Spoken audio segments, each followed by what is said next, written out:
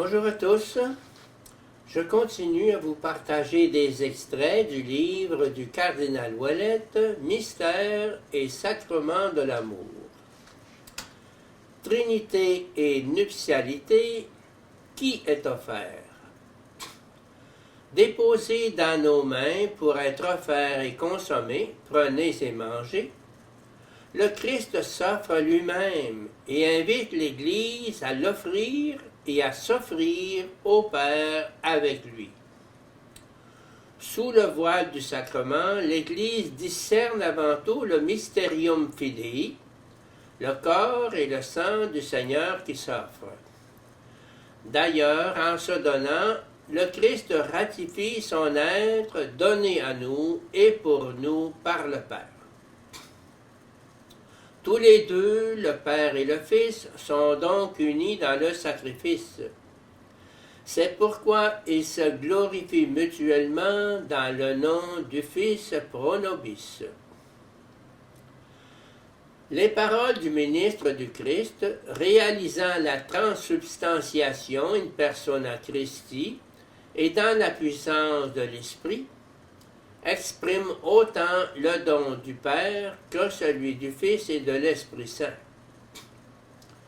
La génération éternelle du Fils, événement trinitaire, se prolonge dans l'incarnation eucharistique.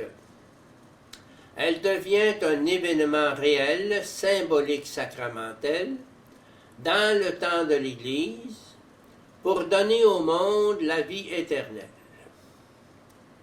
Le Christ s'offre lui-même sur l'autel eucharistique, mais non sans inclure l'Église comme son épouse.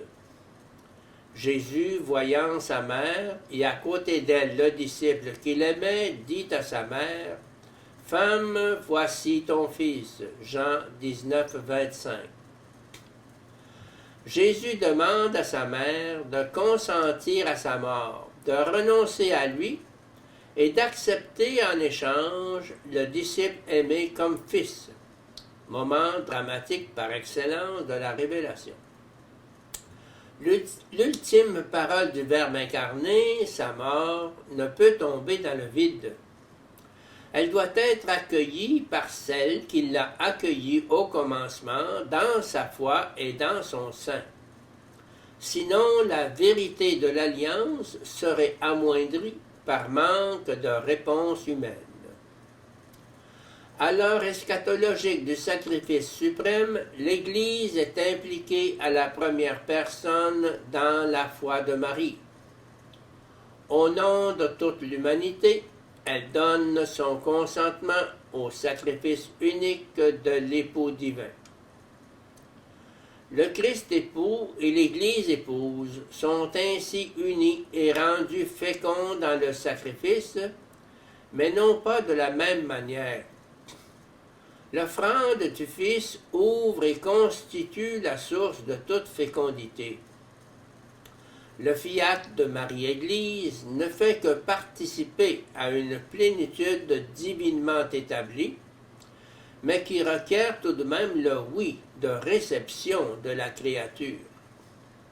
Ce oui n'ajoute et n'augmente en rien la fécondité de l'époux, mais la laisse fructifier en elle, lui ouvre l'espace de son sein croyant. Enfin, le sacrifice du Fils, auquel la femme a consenti de façon personnelle et féminine, est accueilli par le Père comme une offrande de réconciliation pour la nouvelle alliance. Le Père répond avec les dons de l'Esprit Saint qui jaillit déjà symboliquement du côté ouvert du Christ mort. Celui-ci transforme toute la substance du Christ époux en semence eucharistique, répandue dans le sein de l'Église épouse, pour la rendre féconde avec le Christ et dans les Christ. L'Esprit réalise le prodige de cette fécondité commune de l'époux et de l'épouse dans l'Eucharistie, en s'offrant lui-même comme fruit de leur mystère nuptial. Ainsi, il se laisse répandre dans les cœurs des participants comme art du banquet des noces de l'agneau auquel le Christ éternel invite tous les hommes. La dramatique trinitaire de la célébration eucharistique.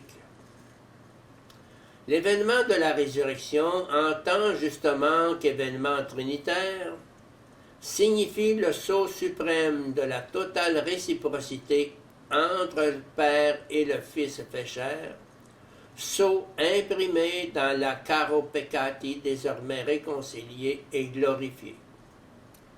En conséquence, la chair glorifiée du Christ devient source de l'Esprit et donc eucharistiquement féconde. Le ressuscité n'a toutefois pas perdu sa capacité de s'exprimer dans le monde temporel, bien au contraire. Il a rejoint le niveau suprême de l'expression de lui-même à travers son corps personnel, eucharistique, et même à travers son nouveau corps ecclésial.